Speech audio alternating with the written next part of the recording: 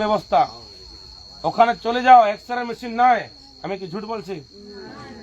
আল্ট্রাসাউন্ডের machine নাই, মারা ভালো করে জানে ওখানে যারা সাইয়ারা আছে তোমরা, ওখানে আল্ট্রাসাউন্ড মেশিন নাই, বাইরে আসে করে 1000 টাকা করে তোমরা আল্ট্রাসাউন্ড করাও। এগুলো সব সেটিং আছে ডক্টরদের, তোমাকে ওখানে পাঠা দিবে, ওখানে ব্লাড টেস্ট করাও, না তো আমি টেস্ট মানবো নাই, ওখানে আল্ট্রাসাউন্ড করাও, না তো আমি টেস্ট মানবো নাই। তাহলে কি অন্য জায়গায় কি ফৌজি ডিগ্রি করে পাস করেছে? হ্যাঁ, তার টেস্টটা তুমি মানছো নাই? এগুলা কি সিস্টেম? লাস্ট যে আমার শিক্ষা, তোমাদের এখানে স্কুল আছে কটা মাস্টার আছে? 8টা তোমাদের ক্লাস, 8 পর্যন্ত ক্লাস আছে। মাস্টার কটা আছে? 3টা মাস্টার। দেখো ভাবো, ঝাঁটির জন্য ফরেস্ট বলে যদি মানুষ গরু চোরায়, তো যতটা গরু আছে ওদের আধা তো মানুষ থাকে চোরাবার লাগে। এখন স্কুল বটে 8টা ক্লাস চলছে, আর 3টা মাস্টার কি করে হবে দেখি? ক্লাস 1 এর আলাদা, 2 এর আলাদা, 3 আলাদা, 4 আলাদা, 5, 6, 7, 8, মানে ক্লাস ওয়াইজ একটা মাস্টার হওয়া দরকার। ভেরি গুড রকম সবাই এখানে ঢুকিয়ে দিচ্ছে, আর 8টা থেকে 3টা কি করে টাইম পাস হবে? টাইম পাস হলে ঘন্টি লাগলে বাচ্চা ঘর চলে যায়। এমনি আমাদের বাচ্চাগুলোকে মানুষ করতে পারবো? নাই পারবো। তো আমাদের লড়াই এটাই, জেল ক্যাম্পে আসছিল লড়াই এটার জন্য কি আমাদের ঝাড়খণ্ডে কি হক অধিকার পাওয়ার জন্য। ঝাড়খণ্ডে কি আমাদের হক অধিকার কি করে পাবো, সেটার জন্য আমাদের লড়াইটা শুরু হয়েছিল। আজকে আমরা পুরো ঝাড়খণ্ড নাকি বাহারও আমরা এটা নিয়ে লড়াই লড়ছি কি আমাদের গরিব লোক কি করে ওই জায়গা তক পৌঁছিবে। আজকে যদি আমাদের এই ছানাপোনা গুলা যদি আমাদের ভালো শিক্ষা পাবে নাই, তো এরা ভালো পড়তে পারবে আগে?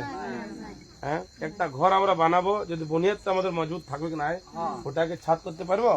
নাই পারবো। তো আমাদের বেসিক এডুকেশনটা আমাদের বুনিয়াদ যদি স্ট্রং থাকে, তাহলে হায়ার এডুকেশন অটোমেটিকলি সুধার হয়ে যাবে।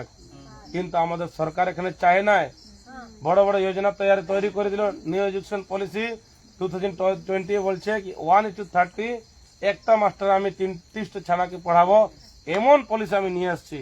আর স্কুলগুলো দেখো এতগুলো ছানা, মাত্র 3টা মাস্টার, ওটা অপোজিটে কাজ করছে।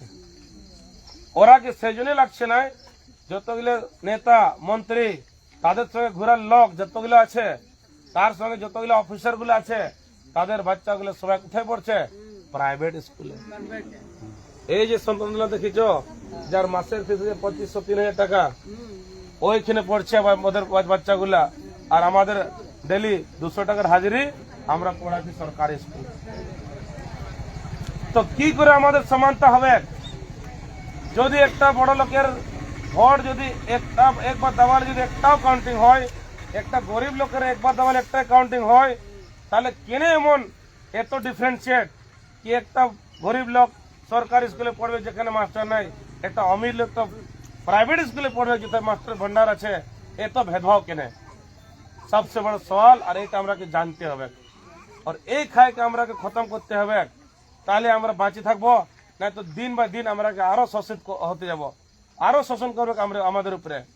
আজকে কোনো একটা ছোট মোটো তুমি গলতি করো, থানায় ডাকাবে, আগে পয়সা ডিমান্ড করবে, झगड़ा लगो, तब डकाबे थाना, तुम गलती किया, तुमको पैसा देना होगा, तब तुम छूटेगा, थाना बसाए रखी देवे।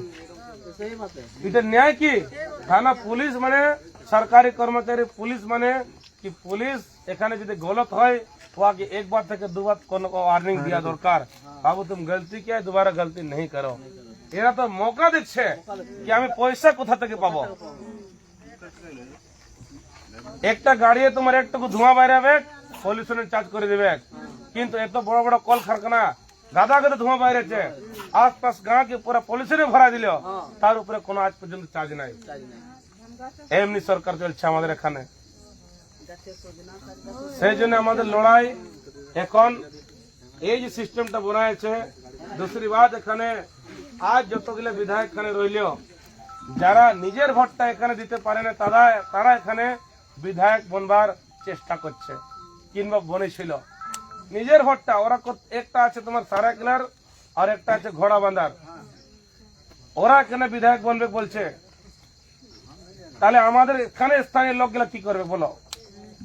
আর বাইরের লোককে আমরা এমন নাই করাকে মৌকা আমরা দিলি নাই